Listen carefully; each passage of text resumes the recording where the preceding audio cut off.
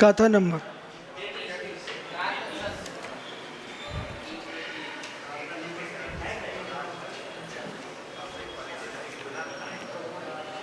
यहाँ पर जो है भगवत कुंद कुंद स्वामी ग्रंथराज प्रवचन सारजी में 33वें गाथा क्रमांक में अत केवल ज्ञानी श्रुत ज्ञानो विशेष दर्शनीय विशेषा कांचा क्षोभम छप्यते। केवल ज्ञानी और श्रुत ज्ञानी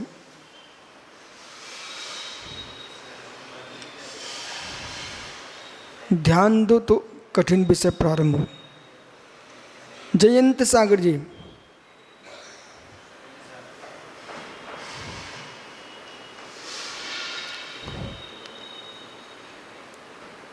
जो ईश्वरेण बिजाणधि अपानम जाणगम सहा वेड़ा तंसद केवल मिश्रो भणंत लोगोपदीव यरा।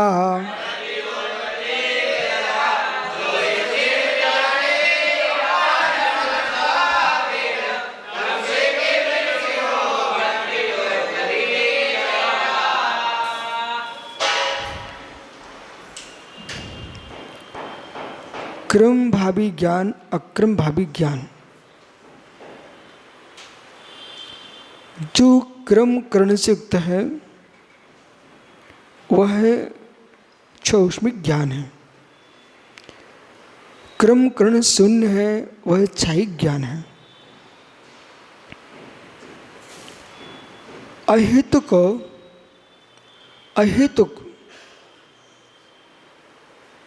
चैतन्य जो है अहेतुक है।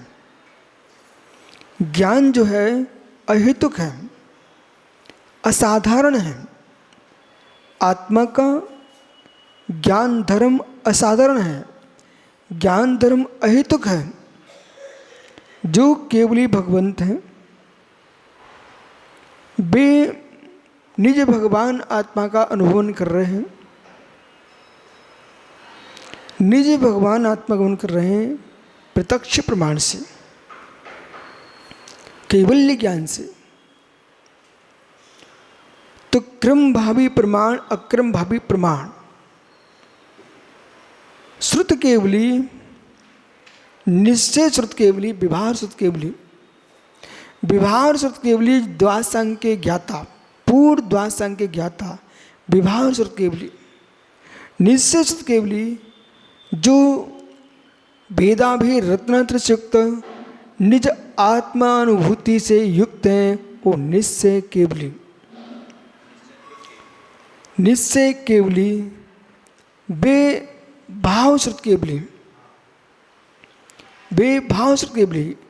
भाव श्रुतो भाव श्रुतो भाव श्रुतो भाव श्रुतो भाव श्रुतो केवली भगवान निज आत्मा को वेदते हैं प्रत्यक्ष प्रमाण से, सकल प्रत्यक्ष प्रमाण से। ऐसा श्रुत केवली भगवंत निज आत्मा को वेदता है, निज आत्मा को वेदता है परोक्ष प्रमाण से। परंतु जो निज आत्मा को वेद रहा है परोक्ष प्रमाण से, पर प्रमेयों की दृष्टि से ज्ञान में न्यूनता है। पर प्रमेयों की दृष्टि से ज्ञान में न्यूनता है। ओहो, पर प्रमेयों की दृष्टि से, पर प्रमेयों की दृष्टि से ज्ञान में न्यूनता है। निज प्रमाता निज प्रमिति क्रिया से युक्त होकर के निज प्रमाण से निज प्रमाता निज प्रमिति क्रिया में निज ही प्रमेय को जो वेद रहा है निश्चय श्रुत केवली, तो स्वात्मानुभूति की दृष्टि से जो केवली प्रत्यक्ष प्रमाण से वेद रहे हैं जैसे निज आत्मा को, ऐसे शुद्ध केवली परोक्ष प्रमाण से भेद रहे हैं। निज ज्ञायक ध्रुव भगवान आत्मा को सिद्धांत अपेक्षा परोक्ष प्रमाण से भेद रहे हैं, अध्यात्म अपेक्षा वो भी प्रत्यक्ष प्रमाण से भेद रहे हैं। जो ये प्रश्न तो कर देते हैं, पूरा विषय को इधर उधर कर दे, लो गया। अभी 2 मिनट को सर्वद्रुपर्यायसु केवल किसके लिए पूछ रहे हैं आप?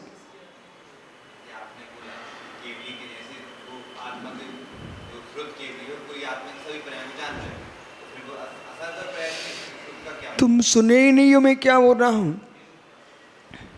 नहीं सुने पक्के में।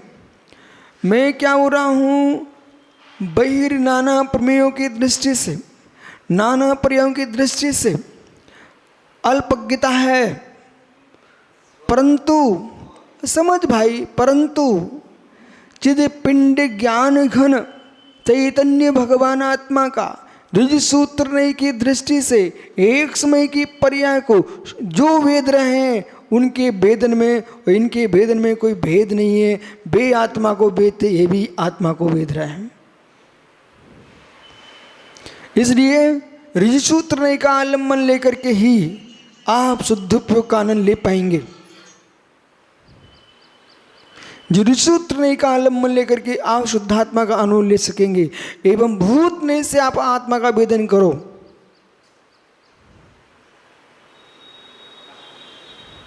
सीधा सीधा सिद्धांत है कि हम जगत को प्रभावित करना चाहें, जगत से प्रभावित होना चाहें, जगत में कुछ दिखाना चाहें, वे जैन दर्शन के योगी बन के नहीं जी सकते, नहीं जी सकते। एक रहस्यमय विद्या क्या है, जगत को न जानते हुए, जगत को न वेदते हुए फिर भी जगत विदांबर बन जाए। जगत को न वेदते हुए, जगत को न जानते हुए जगत विदांबर बन जाए। विदांबर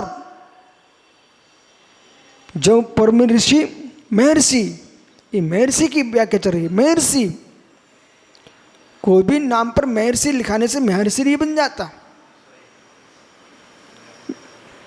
एक महर्षि रिद्धिधारी मुनि, एक महर्षि है परम योगीश्वर, मुनि कुंजर, मुनि पुंगव। मुनि कुंजर, मुनि पुंगव, ये 2 शब्द बड़े गहरे हैं। मुनियों में श्रेष्ठ मुनि पुंगवई और मुनि कुंजर। जो मुनि शुद्धोपयोग में लवलीन है, ऐसा प्रभावों से शून्य जीने वाला योगी मुनि कुंजर कहलाता है। और तीर्थंकर जैसा श्रेष्ठ मुनि स्नातक वो मुनि पुंगव है। अब यहां समझिए क्या समझा रहे हैं कि जगत विदांबर जाने बिना ही जान सकता है, जाने बिना ही जान सकता है। जब तक क्रमभावी ज्ञान से इंद्रिय ग्राम को भेद रहे हो, क्रमभावी ज्ञान से इंद्रिय ग्राम को भेद रहे हो, तब तक आत्म तत्व में प्रवेश नहीं हो सकता। क्रमभावी ज्ञान से इंद्रिय ग्राम को भेद रहे हो, क्रमभावी ज्ञान से इंद्रिय ग्राम में लीन हो। जो व्यक्ति गांव में ही संतुष्ट है वो सिटी का क्या आनंद लूटेगा। जो व्यक्ति गांव में ही संतुष्ट है वो सिटी जाने का क्या विचार करेगा, शहर में जाने का। ऐसे जो इंद्रिय ग्राम में ही तल्लीन है वे इंद्रियातीत अतीन्द्रिय आनंद का क्या वेदन करेंगे। गांव की गलियों का, गांव के कच्चे मकान का राग छोड़ना पड़ेगा, तब सिटी में वास कर पाओगे। ऐसे विषय भोगी सड़ी गली गलियों को छोड़ करके तब शुद्धात्मानुभूति का वेदन कर पाएगा, अतीन्द्रिय आनंद ले पाएगा।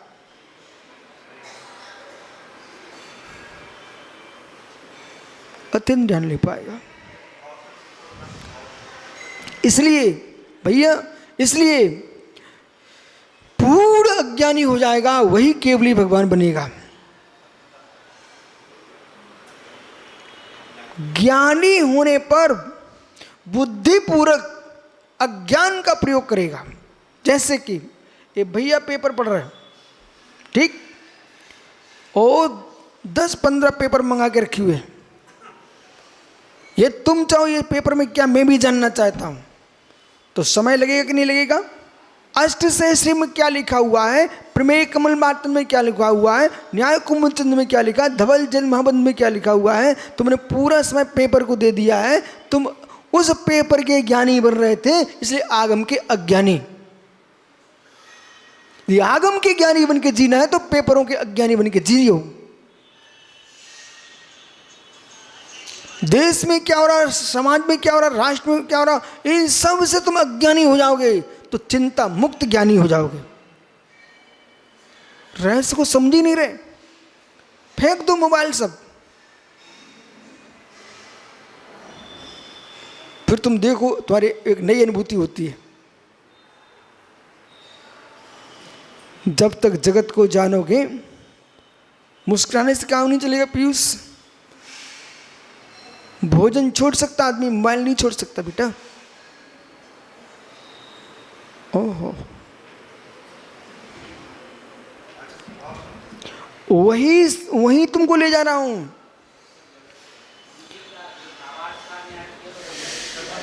क्या?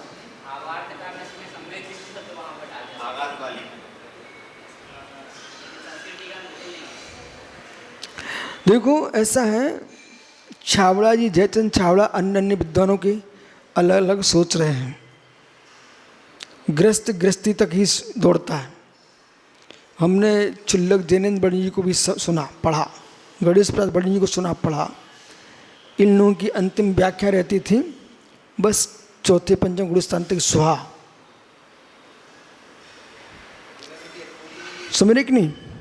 उन्हें चौथे गुरुस्थान में श्रुत केवली सिद्ध किया जैनेन्द्र वर्णी ने, समझ गया है।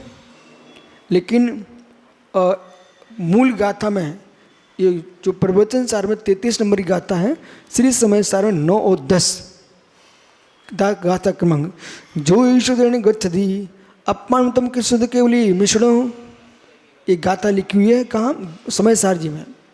तो वहाँ जैसे स्वामी ने स्पष्ट कर दिया है, जैसा पूर्व में शुक्ल ध्यान पूर्वक निजात्मा का वेदन होता था वैसा नहीं होता है, और रत्नत्रय से युक्त आत्मा ही श्रुत केवली हो सकती है। और चतुर्थ गुण स्थान तुम श्रुत केवली सिद्ध करते हो, तो वो द्वादशांग को जानने वाला स्वर्वासदि का देव, लोकांतिक देव, इन सबको श्रुत केवली स्वीकार करना पड़ेगा। समझ गए? अब वो भैया पपोरा में रहना, आपके छतरपुर में आजकल विनोद भैया, इन्होंने टीकमगढ़ की वाचना में 1999 में वाचना चल रही थी, तो वहाँ उन्होंने प्रश्न कर दिया सबके सामने। मैं ताड़ गया, मैंने धीरे से बोल दिया, बोले भैया जी ये आप नहीं बोल रहे हो, तो मुस्कुराए, और जैसे आदमी मुस्कुराए तो और पकड़ लेना चाहिए, क्योंकि आप नहीं बोल रहे हो, ये जैनेन्द्र वर्णी बोल रहे हैं, उन्होंने ऐसा लिखा हुआ है, और ये वही लिख दिया कि आप लोग मानोगे नहीं। तो और पुष्टि, बड़ी लंबी पुष्टि कर दी, आप लोग मानोगे नहीं। अरे क्यों मानेंगे? तो बहुत सारे लोगों की दौड़ उतनी रही है, समझ रहे ना आप। और सम्य दृष्टि जीव रहा, उसने पूरी सिद्धि 14वें गुणस्थान तक की सिद्धि चौथे में करना चाहिए। अरे भाई, निश्चय ने से तो निगोदिया भी शुद्ध परमात्मा है, निश्चय ने से तो निगोदिया भी शुद्ध परमात्मा है, लेकिन व्यक्त परमात्मा, अव्यक्त परमात्मा, अव्यक्त परमात्मा तो प्रत्येक जीव द्रव्य परमात्मा है, लेकिन व्यक्त परमात्मा कोई है तो सकल परमात्मा 13वें गुण स्थान में है, और निकल परमात्मा सिद्ध परमात्मा है। ठीक है? वो कारण समय सार, कार्य समय सार, चतुर्थ गुणस्थान से कार्य समय सार लगाते लगाते 14वें गुणस्थान में कार्य समय सार हो, कारण समय सार होगा, तब ये जीव सिद्ध परमात्मा कार्य समय सार होंगे। तो भाव श्रुत केवली, भाव श्रुत केवली जो वीतरागी श्रवण शुद्ध उपयोग में लवलीन है, वे ही भाव श्रुत केवली हैं। सप्तम गुण स्थान। जो ही श्रुदेण भी जानती, जो श्रुत को जानते हैं, अपाणम जाड़गम शाहबीण है। कैसे श्रुत को? आत्मा के ज्ञायक स्वभाव को। किसको? आत्मा के ज्ञायक स्वभाव को। तम शुद्ध केवली मिश्रो बे श्रुत केवली ऋषि भणंती। उनको केवली भगवंतों ने श्रुत केवली कहा है। लोग दिव्यारा, जो लोक को प्रकाश करने वाले हैं, जो लोक को प्रकाश करने वाले हैं, ऐसे तीर्थंकर भगवंतों ने उन्हें श्रुत केवली कहा है। किनको? जो निज आत्मा ज्ञायक भाव में लीन है, ज्ञायक भाव में लीन है। शब्द रूप ज्ञायक भाव को ग्रहण नहीं करना, अर्थ रूप ज्ञायक भाव को ग्रहण करना। इसलिए निर्विकार संवित्ति, निर्विकार संवित्ति, निर्विकार संवित्ति, इंद्रिय विकारों से शून्य एकमात्र चित चित एवं चैतन्य चेतन की अनुभूति निर्विकार संवित्ति।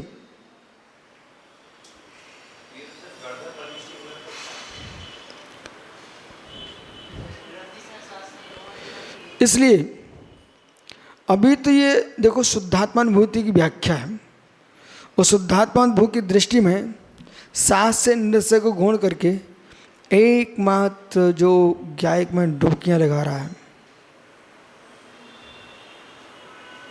वही श्रुत केवली है। तो गणधर परमेष्टि द्वासांग श्रुत के ज्ञाता वे विभार श्रुत केवली भी हैं, और रिद्धि संपन्न हैं, वे निश्चय केवली भी हैं। लक्ष्य है कि बुद्धि को बस करना पड़ेगा, स्वयं को शांत करना पड़ेगा। पड़ोसी के घर में, पड़ोसी घर में पड़ोसी स्वतंत्र है, तो पड़ोसी की चिंता करने की आवश्यकता क्या? वो अपने घर में स्वतंत्र। सर्वाधिक परेशान पंडित वे लोग हैं जो पड़ोसी घर में झांकते हैं। परेशान वे लोग हैं जो पड़ोसी घर में झांकते हैं, बहुत परेशान है। अब ये अपना काम कर रहे हैं, अपना काम कर रहे हैं। आपने लक्ष्य बना के आए हो, हम पड़ोसियों घर तो छोड़िए, अपने घर से ही तुम दूर भगे हो, अब मुनि बन के अब पड़ोसी घर क्यों झांक रहे हो? पहले आपको मुनियों से दूरी बनाना पड़ेगी। किनका क्या यश, कितनी कीर्ति, ये कोई टेंशन नहीं।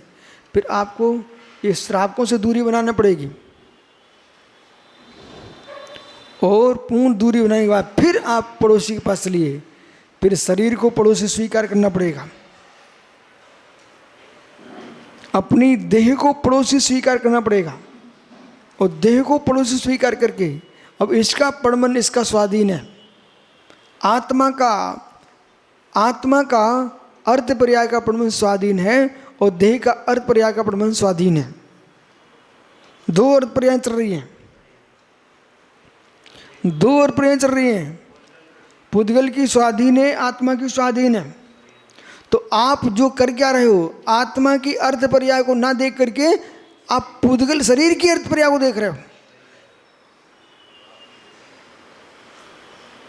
हल्का मोटा पतला दुबला सब इतना तीव्र अभ्यास है राग का, तब कुंद कुंद भगवान को चौथी गाथा लिखना पड़ी समय सार में।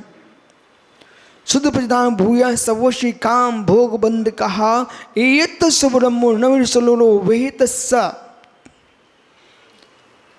काम भोग बंद की कथाएं जीव ने अनंत बार सुनी है, अनंत बार समझी है, बिना समझाए अपने आप पहुंच जाता चित्त।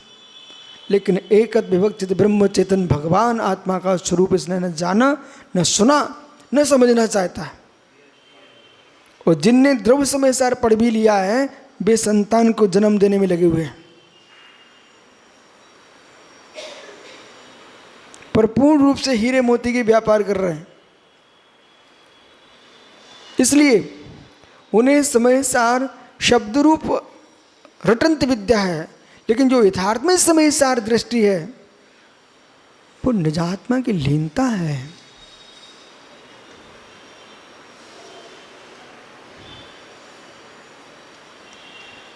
जो अवाच्य न वक्तव्य स्वरूपादि निर्वाच्यम प्रभाव था, तस्मान नहीं कांतु वाचो नापि वाचाम गोचरा।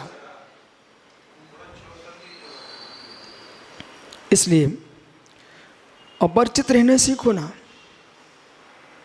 अपरिचित रहने सीखो ना। अपरिचित हुए बिना तुम व्यवहार संयम नहीं पाल सकते, समय सार में क्या प्रवेश करोगे। अपरिचित रहने सीखो ना। चारित्र्य का आनंद लूटना तो अपरिचित रहो, पर यह है अपने आप को धैर्य देना पड़ेगा। मैं तो इस बात को मानती नहीं, सारस्वत मानव शास्त्र का सारस्वत जाना है। किसी से परिचय बढ़ाने से ख्याति मिलती है, मेरे शब्द का उत्तर दीजिए आप। किसी से परिचय बढ़ाने से ख्याति मिलती है कि यशा कीर्ति के उदय से ख्याति मिलती है। सिद्धांत से बात करना, ये भोले की बातों में आके नहीं बोलना।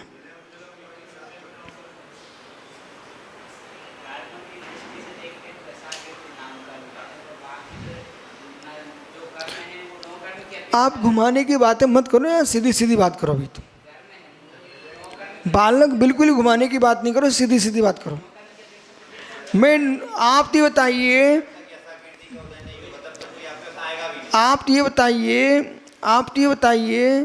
आपको यदि यशा कीर्ति का तीव्र उदय है और आप जंगल में शून्य निशान बैठे हुए हो,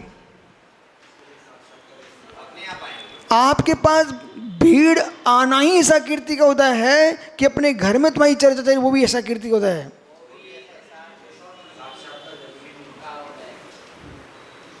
रहे समझ ही नहीं पा रहे भाई लोग। इन्होंने ये मान के चल दिया भीड़ जुटाना ऐसा कीर्ति है। गलत है आपका विचार। डमरू बजाने वाले लोग भी, पहले सुनिए, मूल विषय पे जाइए, क्योंकि इन विषयों में उलझ करके आप अध्यात्म को बाहर करना चाह रहे हो। यशा कीर्ति का उदय तीव्र है और जो आध्यात्मिक है वो यशा कीर्ति को परवस्तु मानता, अपनी वस्तु नहीं मानता। पहला प्रश्न, कोई भी कर्म की पुण्य पाप रूप प्रकृतियां हैं, वे आत्मा का निज स्वभाव में की परवस्तु। जब मैं आत्मा के यश कर्म को ही परवस्तु मानता हूं तो उससे प्राप्त वस्तु हमारी कैसी हो सकती है। ऐसा दृढ़ संकल्प जिसका है वही मुनि, जैन मुनि बनकर रह सकता है।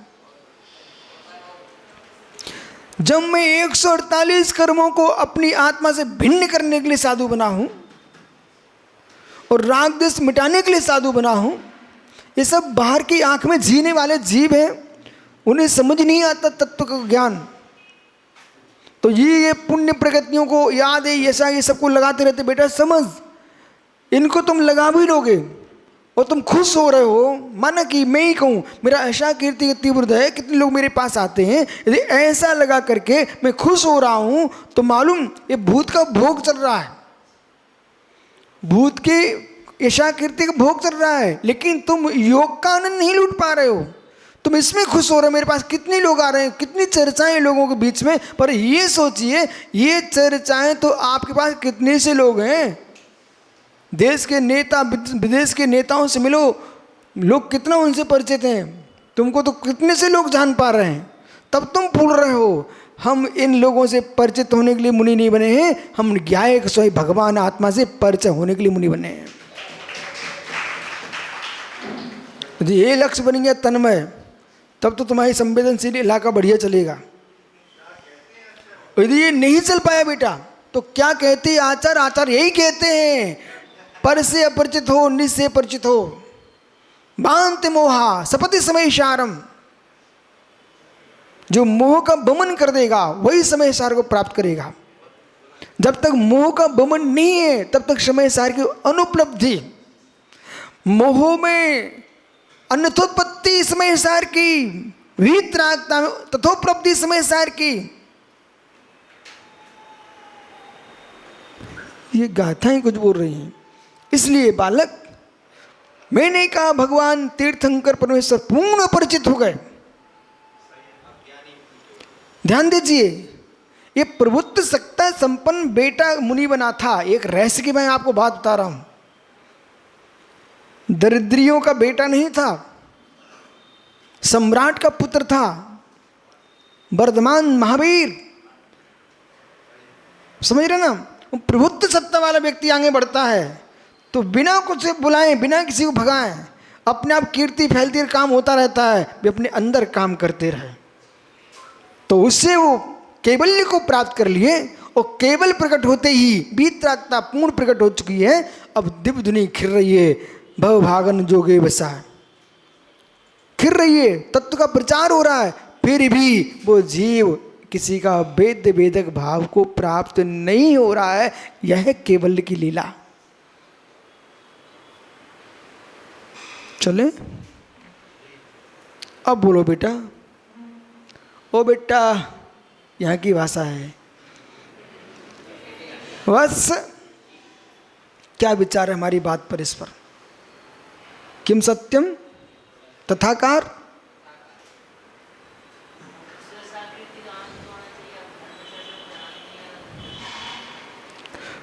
क्या न संजन सागर जी, बहुत कठिन मार्ग है।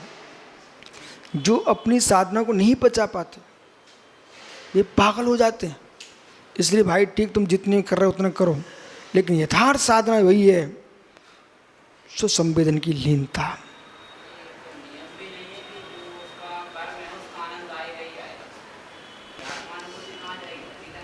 और ये प्रश्न क्या, बहुत बढ़िया प्रश्न है आपका। इधर देखो, ओ भाई, सुन रहा कि नहीं? मोदी सुनो, प्रश्न ये